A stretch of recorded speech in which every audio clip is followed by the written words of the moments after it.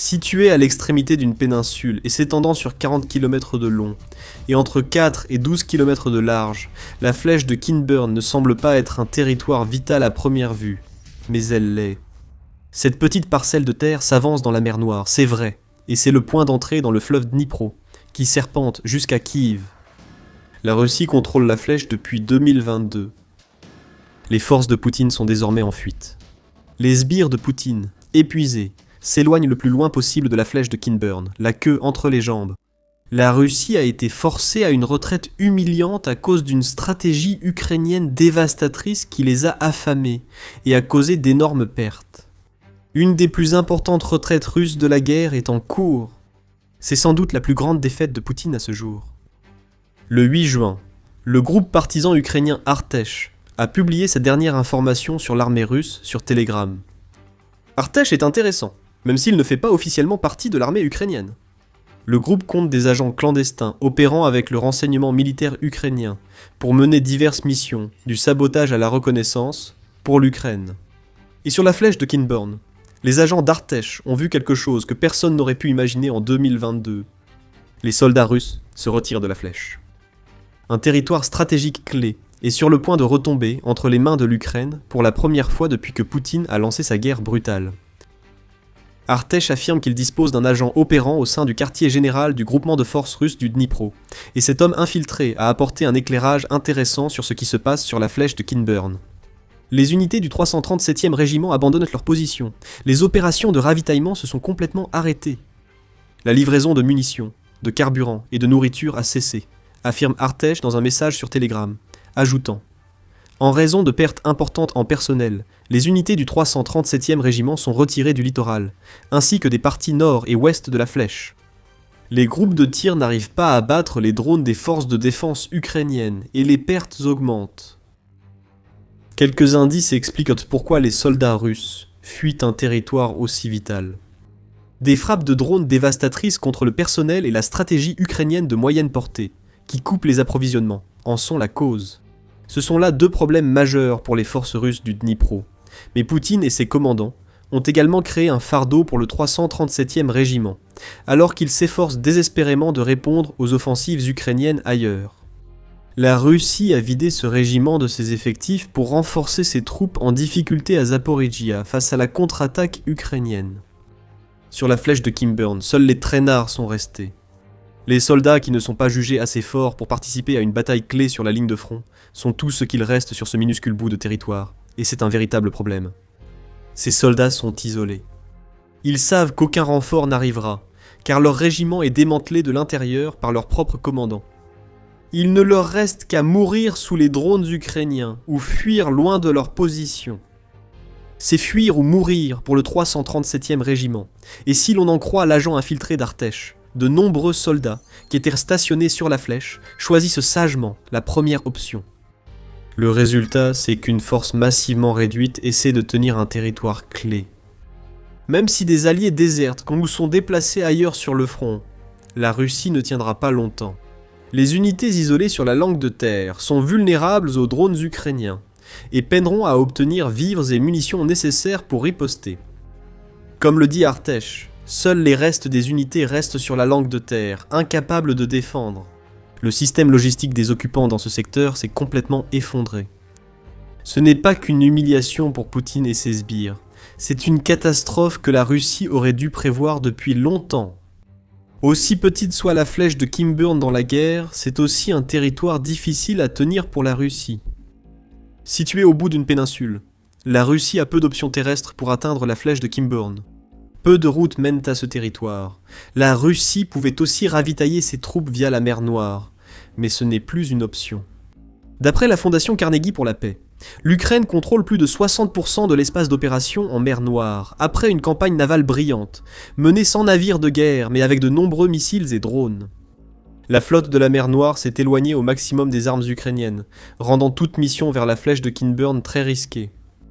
C'est la recette parfaite pour isoler des soldats, sur un minuscule bout de terre qui peut être facilement ciblé par des drones, et c'est précisément ce que nous avons constaté. Et l'Ukraine l'avait prédit. Dès octobre 2024, le porte-parole de la division sud de l'armée des volontaires ukrainiens, Serhiy Bratichuk, affirmait qu'il ne s'agissait que d'une question de temps avant que l'armée ukrainienne ne développe la capacité de reprendre la flèche de Kinburn. Bratichouk a déclaré que la libération n'était pas proche et que la vulnérabilité russe ne garantissait pas la capacité à tenir la flèche. La décision revient au commandement supérieur. On ne peut pas encore confirmer une offensive immédiate sur la flèche de Kinburn. Cette opération sera menée de manière globale en utilisant divers moyens. Bratichouk a déclaré que la question n'est pas de savoir s'il faut libérer Kinburn, mais quand, selon les capacités, les ressources et les objectifs opérationnels dont nous disposons actuellement. Ces paroles étaient prophétiques. Moins de 2 ans après, le retrait russe a lieu. L'Ukraine libérera bientôt la flèche de Kinburn, ce n'est qu'une question de temps. Désormais, il semble désormais que ce soit une question de semaines plutôt que d'années. Pourquoi tout cela importe-t-il ? La flèche de Kinburn est minuscule. Quelques kilomètres carrés à l'embouchure d'une rivière peuvent-ils vraiment influencer la guerre en Ukraine ? Cela fait plus de différence que Vladimir Poutine ne l'admet, car lui et ses proches au Kremlin doivent accepter qu'ils risquent de perdre un territoire qu'ils tentent désespérément de garder depuis le début de la guerre en Ukraine. La libération de la flèche de Kinburn pourrait tout changer. Mais avant d'expliquer pourquoi, voici un petit rappel. Vous regardez The Military Show.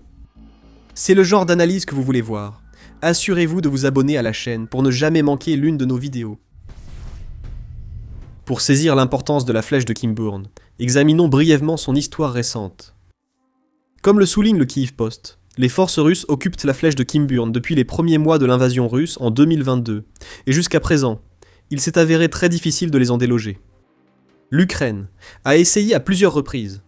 Vers la fin de 2022, des commandos ukrainiens ont tenté un débarquement amphibie sur la flèche, dans l'espoir de pouvoir utiliser cette étroite bande de terre pour prendre à revers les positions défensives que les soldats russes construisaient sur la rive occupée du Dnipro. On voit donc d'emblée son importance stratégique, mais elle va bien au-delà. La flèche de Kinburn ne se limite pas aux affrontements sur les rives du Dnipro. Ce bout de terre a une importance symbolique bien supérieure à celle de la plupart des territoires ukrainiens. Et, plus important encore, celui qui contrôle la flèche de Kinburn est également parfaitement positionné pour attaquer ou défendre la Crimée. The Conversation a souligné ces points dans un article de décembre 2022 après l'échec du débarquement amphibie ukrainien. Elle a également souligné l'importance stratégique immédiate de la flèche, notant que le contrôle de cette parcelle de terre permet aussi de contrôler l'accès à la mer Noire via le fleuve Dnipro, ainsi que l'accès au port ukrainien de Mykolaïv. La Russie détient ce contrôle depuis longtemps. Si l'Ukraine force un retrait total, une voie fluviale vers la mer Noire s'ouvrira, pouvant être empruntée aussi bien par des navires marchands que par des drones maritimes, ces derniers pouvant aller y détruire encore plus de navires de guerre russes. Symboliquement, la région reste aussi importante. Des batailles pour contrôler la flèche de Kinburn durent depuis des siècles. La Russie s'est clairement intéressée à la flèche de Kinburn dès 1737. Et elle a réussi à en prendre le contrôle en 1788 après les 2 batailles d'Otchakov. Sous contrôle russe, la flèche de Kinburn et le port dont elle permettait le contrôle ont servi de tremplin à plusieurs grandes batailles navales. C'est important car nous savons que Poutine aime se référer à l'histoire, ou plutôt à sa version déformée, pour justifier l'invasion de l'Ukraine. Poutine s'est appuyé sur une lecture partiale de l'histoire pour soutenir que l'Ukraine n'a jamais été un État indépendant, mais toujours une partie de l'Empire russe. C'est pour le moins discutable. Bien qu'il soit vrai que l'Ukraine n'a été reconnue comme entité distincte qu'en 1918, comme le souligne l'université de Rochester, cela ne signifie pas qu'elle a toujours fait partie de la Russie ou que son peuple est russe, comme Poutine le prétend. La Russie n'aurait pas combattu pour la flèche de Kinburn au XVIIIe siècle si cette terre avait toujours été russe. Cette libération imminente constitue un défi direct à la manipulation historique de Poutine. Le contrôle de la flèche par la Russie servait le récit de Poutine. Avec la fuite de ses soldats, l'Ukraine s'apprête à décrocher une victoire symbolique, comparable à un coup au ventre signé Canelo Alvarez. Aujourd'hui, Poutine fait face au problème de la Crimée. Comme la conversation l'a dit en 2022, une attaque depuis Kinburn contre les forces russes déployées entre Kherson et la Crimée, même à une échelle relativement petite, déborde les forces russes et oblige les Russes à détourner des forces déjà limitées pour y faire face. Peu de choses ont changé depuis cette évaluation, même si l'Ukraine risque peu d'attaquer depuis la flèche de Kinburn vers la Crimée, du moins pas une attaque impliquant un débarquement amphibie. La stratégie de l'Ukraine pour la Crimée reflète celle qu'elle a utilisée contre la flèche de Kinburn, mais à une échelle bien plus grande. Isoler, affamer, briser la logistique et forcer la Russie à fuir. La flèche de Kinburn offre à l'Ukraine un point de départ idéal pour des attaques de drones contre la Crimée et les moyens russes en mer Noire. Tout cela signifie que ce que l'Ukraine vient d'accomplir pourrait être vu comme une autre pièce du puzzle dans sa quête inébranlable de la libération de la péninsule de Crimée, qui a été illégalement arrachée en 2014. Le président Volodymyr Zelensky a déclaré que la guerre en Ukraine a débuté et se terminera avec la Crimée. Les Russes, quittant la flèche de Kinburn, marquent une avancée vers la libération. Mais dans l'immédiat, les avantages de la prise de la flèche de Kinburn concernent autant ce que la Russie perd que ce que l'Ukraine gagne. La Russie ne peut plus bloquer les sorties vers la mer Noire depuis Kherson et Mykolaïv, offrant à l'Ukraine l'opportunité de profiter de la faiblesse russe sur cette voie navigable. La Russie perd également la possibilité d'utiliser la flèche comme point de départ pour une tentative de traversée d'assaut du fleuve Dnipro. Cela aurait été une mission insensée, car Poutine aurait envoyé des milliers de soldats en première ligne, mais cela l'a-t-il déjà arrêté ? C'est un homme qui a sacrifié près de 1,38 million de soldats sur l'autel de son ambition. Ordonner une traversée du fleuve Dnipro reste parfaitement dans la logique de sa folie. Logiquement, si ce terme s'applique à la Russie en Ukraine, les forces de Poutine ont utilisé la flèche de Kinburn pour bombarder la région de Mykolaïv. Ce bombardement a empêché les forces ukrainiennes de débarquer sur la flèche et au-delà. Et elle va maintenant être perdue alors que les restes des forces que la Russie avait stationnées sur la flèche meurent ou s'enfuient aussi vite qu'ils le peuvent. Nous soulignons ici qu'un avantage évident des Russes a été perdu. Un autre avantage des actions de l'Ukraine, sans effet direct sur la guerre, a été provoqué par la Russie. La flèche de Khimki est l'une des zones marines les plus intéressantes d'Ukraine. Son écosystème était enchanteur, avec des dauphins de la mer Noire et une énorme quantité de faune marine, faisant de la flèche l'un des plus beaux endroits d'Ukraine. Les dégâts environnementaux causés à la flèche par le feu et le pétrole ont fait fuir les dauphins et détruit une grande partie de la flore. La fuite des troupes russes pourrait marquer le début de la revitalisation d'un bel écosystème. Un souffle de nature qui renaît dans une guerre définie par le métal, le sang et le pétrole. Poutine se demandera comment cela a pu arriver. Mais la réponse est évidente si la Russie a prêté ne serait-ce qu'un peu d'attention à la stratégie de l'Ukraine pour 2026. Les soldats de la flèche de Kinburn ont fui à cause d'une stratégie courante en Ukraine, les isoler puis les bombarder par drone. En 2026, l'Ukraine a surtout ciblé les lignes d'approvisionnement russes à l'arrière pour isoler l'ennemi. Artech note que la perturbation des principales lignes d'approvisionnement, probablement en Crimée et dans la région de Kherson, empêche les soldats russes de la flèche de recevoir munitions et nourriture. Après avoir rendu le pont de Kerch inutilisable par des frappes répétées au cours des dernières années, l'Ukraine dirige désormais sa nouvelle génération de drones de frappe de moyenne portée vers les routes terrestres, qui approvisionnent les forces russes dans les territoires occupés. L'Ukraine a obtenu une capacité partielle d'interdiction par le feu sur l'autoroute clé RR 280, qui dessert la Crimée, relie la Russie et constitue également une artère logistique vers le sud de l'Ukraine.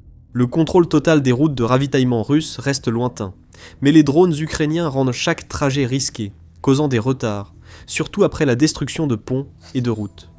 La Russie privilégie ses forces sur le front, négligeant les troupes épuisées sur la flèche de Khimki.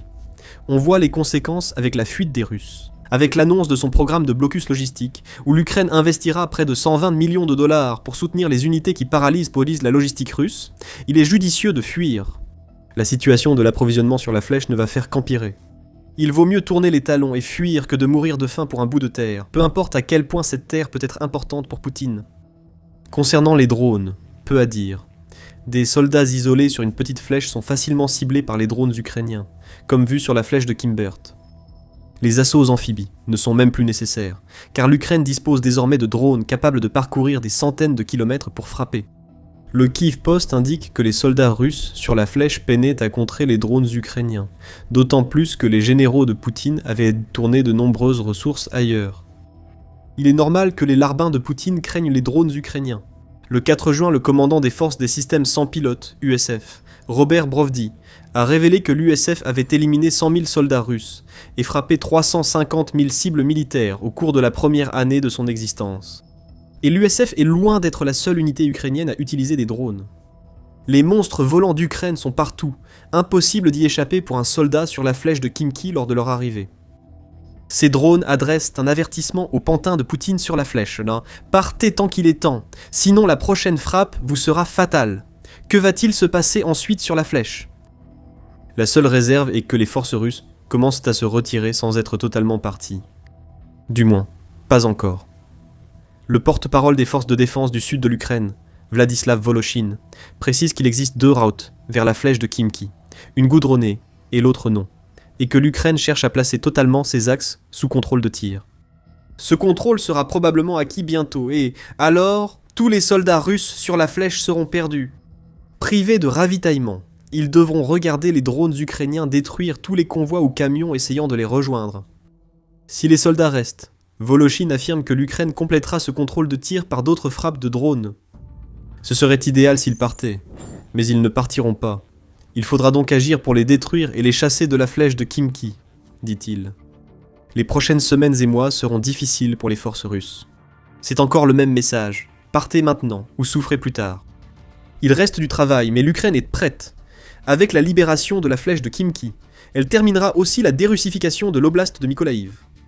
Cela piquera Poutine presque autant que la lâcheté de ses soldats. 2026 a été marqué par la libération de territoires par l'Ukraine. Le 8 juin, le commandant en chef des forces armées ukrainiennes, Oleksandr Syrski, a révélé que l'Ukraine avait repris environ 600 km² de territoire à la Russie au cours des 5 premiers mois de l'année. Désormais, la Russie est sur le point de perdre encore plus. Mais cette fois, ce territoire impacte directement les plans de Poutine pour la mer Noire et la Crimée. La Crimée est un territoire d'Ukraine que Poutine ne peut absolument pas se permettre de perdre. Alors que les soldats russes fuient la flèche de Khimki, la libération de la Crimée n'a jamais été aussi proche depuis 2014. Nous avons évoqué les 100 000 soldats éliminés par l'USF ukrainienne il y a quelques mois. Bien plus reste à dire sur cette histoire liée à tout ce que Poutine visait en 2026. Les offensives du printemps et de l'été ont échoué. L'armée russe recule face aux tactiques de drones ukrainiens plus avancées. Regardez notre vidéo pour en savoir plus. Si elle vous a plu, abonnez-vous à The Military Show et visionnez nos autres vidéos quotidiennes sur la guerre en Ukraine et l'actualité militaire mondiale. Merci de votre attention.